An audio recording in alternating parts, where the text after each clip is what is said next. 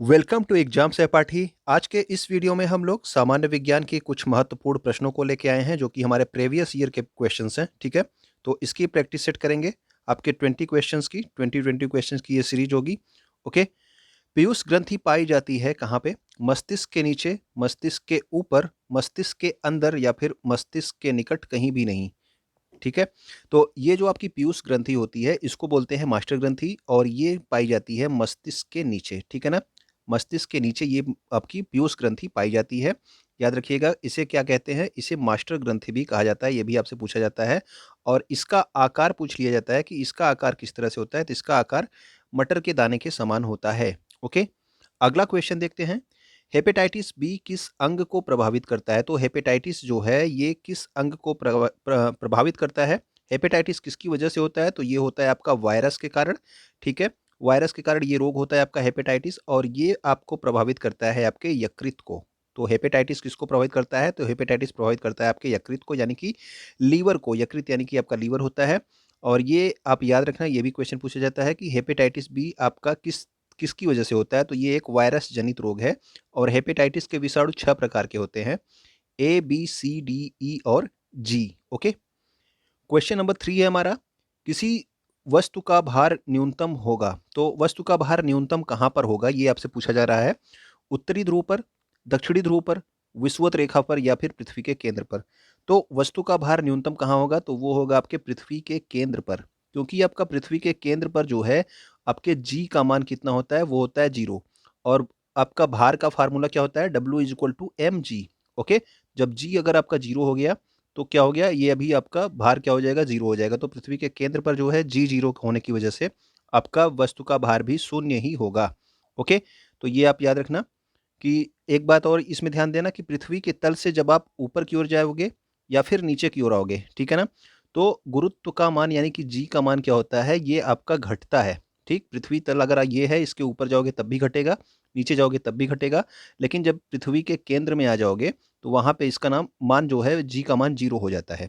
ठीक है ना, और इसी वजह से जो है आपका पृथ्वी के केंद्र पर जो है सबसे न्यूनतम आपकी भार होगा। निम्नलिखित में से कौन सा पदार्थ है विद्युत का कुचालक परंतु ताप का सुचालक? ठीक है, वह कौन सा पदार्थ है जो कि विद्युत का तो कुचालक है, यानी कि विद्युत का जो है विद्युत इसमें प्रवाहित नहीं होती है, लेकिन ताप का सुचालक है। ओके, तो ये आपका क्या होता है? एस्बेस्टस, सेलुलाइड, अभ्रक या फिर कापर। तो इसका जो सही आंसर है वो है आपका अभ्रक। ठीक है ना, अभ्रक यानी कि आपका माइका होता है।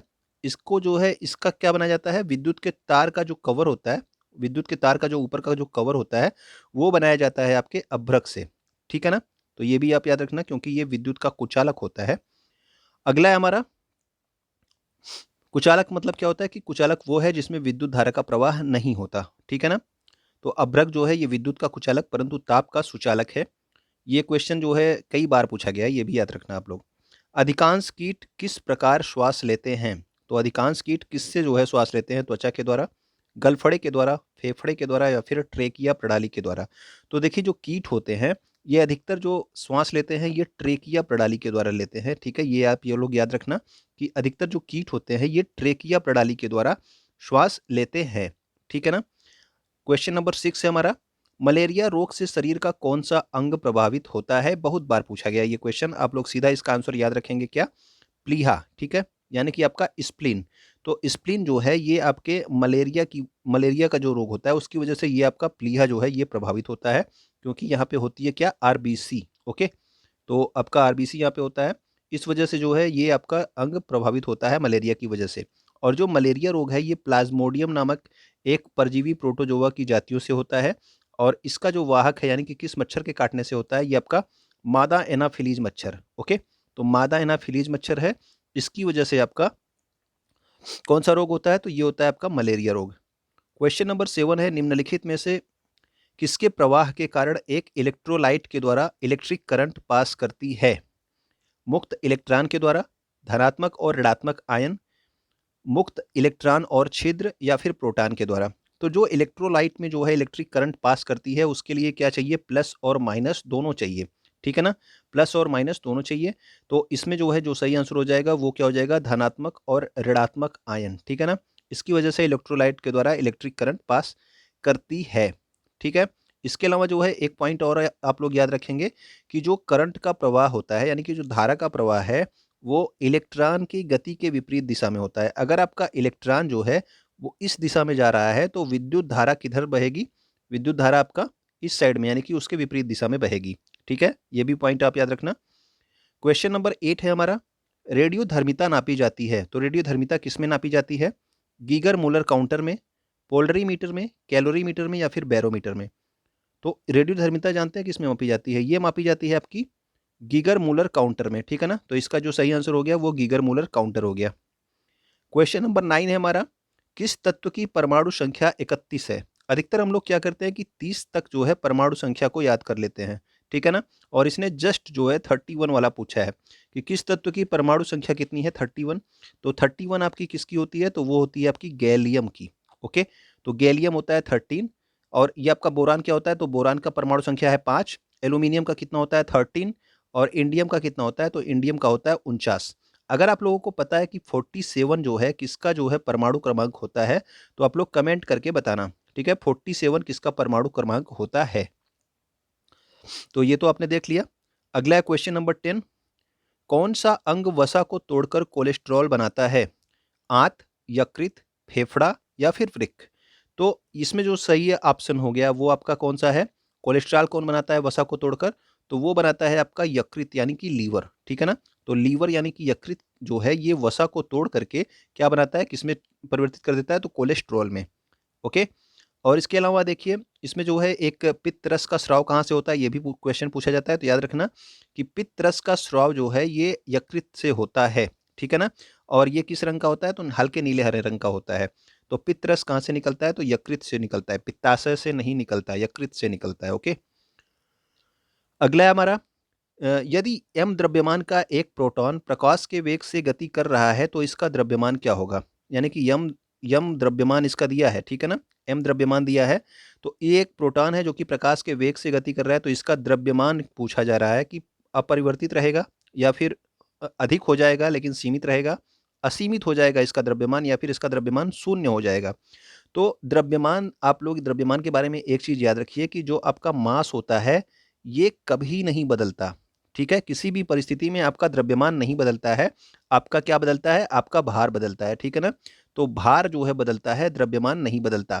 तो याद रखना यहाँ पे पूछा है द्रव्यमान ही। ठीक है, तो द्रव्यमान अपरिवर्तित रहेगा, यानी कि कुछ नहीं बदलेगा, द्रव्यमान सेम का सेम रहेगा जिस तरह से, चाहे वो प्रकाश के वेग से गति करे चाहे वो रुका रहे। ठीक है ना, तो ये आप याद रखना। इसमें जो है काफ़ी ट्रिकी क्वेश्चन था, तो इसमें थोड़ी सी बात ध्यान देनी थी। द्रव्यमान पूछा था और द्रव्यमान जो है कभी नहीं बदलता, बस खाली यही वाला कॉन्सेप्ट आपको याद रखना था कि किसी पिंड या कण का द्रव्यमान सभी स्थितियों में समान रहता है, केवल भार बदलता है। ठीक है ना, अतः फोटॉन का द्रव्यमान अपरिवर्तित रहेगा, वो चाहे प्रकाश के वेग से चले चाहे जो है धीरे धीरे चले, कोई मतलब नहीं, द्रव्यमान सेम रहेगा। किस गैस की गंध जो है वो सड़े हुए अंडे के जैसा होता है? तो कौन से गैस का गंध जो है सड़े हुए अंडे जैसा होता है? इसको आप सीधा सीधा सिंपल याद रखेंगे, क्या? Hydrogen sulphide. ठीक है ना, और इसका फार्मूला क्या है? H2S। ठीक, तो ये H2S जो है ये आपका ये हाइड्रोजन सल्फाइड, इसकी गंध जो है सड़े हुए अंडे के जैसे होती है। ओके, और ये एक विषैली और ज्वलनशील गैस भी है। अगला है क्वेश्चन नंबर 13, मानव मनुष्य में यूरिया किसमें बनता है? यकृत में, प्लीहा में, वृक्क या फिर मूत्र वाहिनी में? तो जो यूरिया बनता है ये भी आपके बनता है कहाँ पे? ये भी आपके लीवर में ही बनता है। अभी आपने देखा कि वसा को तोड़कर कोलेस्ट्रॉल कौन बनाता है? वो भी आपका यकृत बनाता है। पित्त रस कहाँ से स्रावित होता है? वो भी आपका यकृत से स्रावित होता है। और मानव शरीर का जो है सबसे बड़ी ग्रंथि कौन है? अगर मैं पूछूं तो आप लोग कमेंट करके बताना कि मानव शरीर की सबसे बड़ी ग्रंथि कौन सी है। ठीक है, और यूरिया जो है मनुष्य के अंदर कहाँ पे बनता है? तो वो बनता है आपके यकृत में, यानी कि लीवर में। ठीक है, तो यकृत को लीवर बोला जाता है, ये भी आप ध्यान रखना, कभी कंफ्यूज मत हो जाना कि लीवर आपका किडनी है, नहीं, वो वृक्क है, नहीं, यह आपका क्या होता है? यकृत होता है। तो मनुष्य में जो यूरिया है वो यकृत में बनता है। अनावश्यक जो आपके अमीनो अम्ल होते हैं उसको जो यकृत है वो यूरिया में बदल देता है। क्वेश्चन नंबर 14 पे आते हैं हम लोग, प्रकाश संश्लेषण क्रिया के दौरान कौन सी गैस वायुमंडल में मुक्त होती है? ठीक है, प्रकाश संश्लेषण में क्या होता है कि पौधे प्रकाश को लेते हैं। ठीक है ना, पत्तियां जो है प्रकाश को ग्रहण करती हैं और क्या करती हैं? भोजन का निर्माण करती हैं। ठीक है। तो इसका मतलब कि ये प्रकाश ऊर्जा से क्या बन रहा है, तो रासायनिक ऊर्जा बन रही है। ठीक है, ये भी आपसे क्वेश्चन पूछा जाता है कि प्रकाश संश्लेषण क्रिया में प्रकाश ऊर्जा का किस में परिवर्तन होता है, तो रासायनिक ऊर्जा में परिवर्तन होता है प्रकाश ऊर्जा का। ठीक है ना। और इसके अलावा जो है इसमें क्या होता है कि इसमें ऑक्सीजन गैस जो है ये वायुमंडल में मुक्त होती है। ठीक है। और आप सबको पता है कि पौधे कार्बन डाइऑक्साइड लेते हैं। ठीक, आप ये पढ़ते हो तो जब प्रकाश संश्लेषण की क्रिया होती है उस समय जो है पौधे क्या करते हैं, कार्बन डाइऑक्साइड का उपयोग करते हैं और ऑक्सीजन को जो है वायुमंडल में मुक्त करते हैं हम लोग, ताकि ऑक्सीजन को ले सकें। ठीक है ना। तो ये आप ध्यान देना कि प्रकाश संश्लेषण के दौरान ऑक्सीजन जो है ये वायुमंडल में मुक्त की जाती है तथा वायुमंडल में जो कार्बन डाइऑक्साइड है इसका जो है पौधे उपयोग करते हैं। ठीक है, कार्बन डाइऑक्साइड का आपके पौधे उपयोग करेंगे और ऑक्सीजन वो हवा में छोड़ेंगे ताकि हम लोग उसको उपयोग कर सकें। पास्कल किसकी इकाई होती है, तो ये सिंपली आपका एसआई मात्रक वाला क्वेश्चन है कि पास्कल किसकी इकाई है, तो पास्कल जो है ये दाब की इकाई होती है। ठीक है, सीधा सीधा आप याद रखेंगे पास्कल किसकी इकाई है, तो ये हो गई आपकी दाब की इकाई। ठीक है। आर्द्रता को किस में मापते हैं, अगर आपको पता हो तो आप कमेंट करके बताना कि आर्द्रता को किस में मापा जाता है। और तापमान को किससे मापते हैं ये भी आप बता दीजिएगा तो ठीक है। वैसे बहुत सिंपल क्वेश्चन है, तापमान को किससे मापते हैं, लेकिन फिर भी कई कई बार हमारे मुंह पे नाम नहीं आता है, जाकि हमको पता रहता है। क्वेश्चन नंबर 16 है, कण बोसोन नाम का संबंध निम्नलिखित में से किस नाम से है, यानी कि किसके नाम पे ये बोसोन कण का नाम रखा गया है, ये पूछा जा रहा है। J C Bose, S N Bose, Isaac Newton या फिर अल्बर्ट आइंस्टीन। तो बोसोन है तो ये बोस के ही नाम पे रखा गया है। और इसमें कौन से बोस हैं, तो ये है आपके एस एन बोस। ठीक है ना, ये आपके भौतिक भौतिक विज्ञानी थे आपके, कौन, ये सत्येंद्र नाथ बोस इनका नाम था। ठीक है ना। तो ये आपके भारतीय वैज्ञानिक है एस एन बोस, इनके नाम पर बोसोन कण का नाम रखा गया। क्वेश्चन नंबर 17 है, इससे कोई फर्क नहीं पड़ता कि आप दर्पण से कितनी दूरी पर खड़े हैं, यानी कि यहाँ पे कोई दर्पण है। ठीक है। अब इससे जरूरी नहीं कि आप यहाँ पे खड़े हो या फिर यहाँ पे खड़े हो, आपका प्रतिबिंब सीधा इसमें दिखाई पड़ेगा। ठीक है ना, आपका प्रतिबिंब सीधा दिखाई पड़ेगा। तो ये कौन सा दर्पण हो सकता है, ये आपसे पूछा जा रहा है कि इसे जरूरी नहीं कि आप यहाँ खड़े हो या फिर यहाँ खड़े हो, कितनी भी दूर खड़े हो, लेकिन आपका प्रतिबिंब यहाँ पे सीधा दिखाई देगा। कौन सा दर्पण हो सकता है, या तो ये या समतल या उत्तल, केवल समतल दर्पण, या फिर अवतल दर्पण, केवल उत्तल दर्पण। तो इसमें जो है सही ऑप्शन क्या हो जाएगा, देखिए समतल दर्पण में भी दिखता है, उत्तल दर्पण में भी।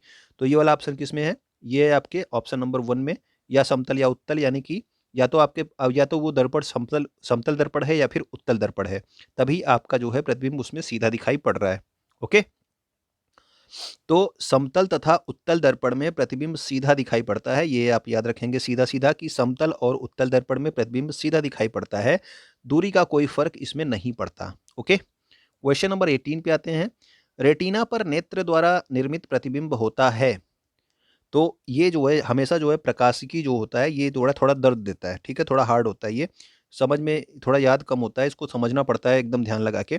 तो रेटिना पर जो नेत्र द्वारा प्रतिबिंब बनता है वो आपका कैसा होता है, वो होता है आपका वास्तविक होता है और उल्टा बनता है प्रतिबिंब। ठीक है ना, ये भी याद रखना कि उल्टा बनता है आपका रेटिना पर और छोटा बनता है। तो वास्तविक बनता है, उल्टा बनता है और छोटा बनता है आपका रेटिना पर नेत्र द्वारा जो प्रतिबिंब बनता है। ठीक है ना। अगला क्वेश्चन है क्वेश्चन नंबर 19, 1 वोल्ट कितने के बराबर होता है, तो 1 वोल्ट कितने के बराबर होता है, 1 जूल के, 1 जूल प्रति कूलाम, 1 न्यूटन प्रति कूलाम या फिर 1 जूल प्रति न्यूटन। तो इसका जो सही आंसर हो गया वो हो गया ऑप्शन नंबर बी, 1 जूल प्रति कूलाम, ये होता है आपके 1 वोल्ट के बराबर। ठीक है ना, याद रखिएगा इसको सीधा सीधा। अगला है क्वेश्चन क्वेश्चन नंबर 20, जब बेरियम क्लोराइड को पतले सल्फ्यूरिक एसिड में मिलाया जाता है तब क्या बनता है, तो ये भी क्वेश्चन आपका इंपॉर्टेंट है। बेरियम क्लोराइड को पतले सल्फ्यूरिक एसिड में मिलाया जाता है तो क्या बनता है, घना सफेद धुआं, घोल रंगहीन रहता है यानी कि कुछ नहीं बनता है, रंगहीन रहेगा, बड़ी मात्रा में उष्मा निकलेगी या फिर सफेद अवक्षेप बनेगा। तो इसका जो सही आंसर होगा वो क्या होगा, वो होगा आपका सफेद अवक्षेप बनता है। ठीक है ना। तो जब बेरियम क्लोराइड को पतले सल्फ्यूरिक एसिड में मिलाएंगे तो आपका सफेद अवक्षेप बनेगा। तो उम्मीद करता हूँ कि चीज़ें आपको पसंद आ रही होंगी। ठीक है, अगर वीडियो आपको अच्छा लगा हो तो आप कमेंट करके बताइएगा ज़रूर। ठीक है, अच्छा नहीं लगा हो तब भी आप कमेंट करके बताइएगा। और वीडियो को आप शेयर कर सकते हैं अपने दोस्तों के साथ जो भी तैयारी कर रहे हैं, और वीडियो आप लाइक कर दीजिएगा। ठीक है, वीडियो देखने के लिए आपका बहुत बहुत धन्यवाद।